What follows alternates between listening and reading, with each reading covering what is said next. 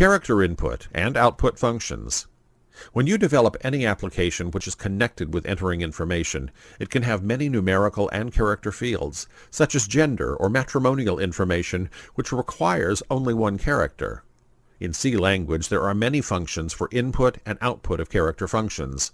So let's discuss one. getChar. It allows multiple characters, but it assigns only one character with the variable. For example, when you enter Rose, the variable receives only the R. And here's the getChi function, which makes it possible for the user to enter only one character, as you recall. It is similar to the getChar, but getChi does not allow more than one character to enter. And this is the getCh function. The getCh allows only one character which is not visible once it is entered, but the getChi displays a character after it's entered. This will happen only in Turbo C 2.0, whereas in Borland C++ 4.5, the compiler will not show the entered character. We'll discuss this with the sample program later. Up until now, we've discovered the functions which are used only for input operations. To carry out operations of output, we must know putch and putchar functions.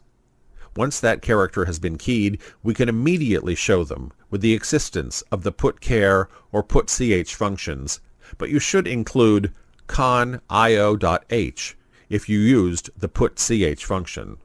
Let's see a sample which shows functions of input and output of a character. In this example, we've included stdio.h header file using #include preprocessor directive in the first line. And here's the main function that begins the execution. Here we declare a character variable called C, and in this line we print enter your initial using the printf function. Here we use getChar function for entering a character, and it will assign to variable C. Next, this text message will be displayed using the printf function. And last, we will print the value of variable C with the help of the putchar function.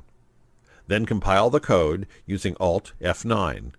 When the compilation is finished, click OK, and run the code using Control F9 shortcut key. Here is the output window. Now type your initial. When you're done, press Enter, and see the output.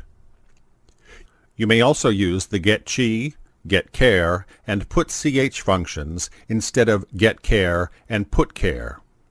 In this lesson, we briefly discussed the function's input and output character.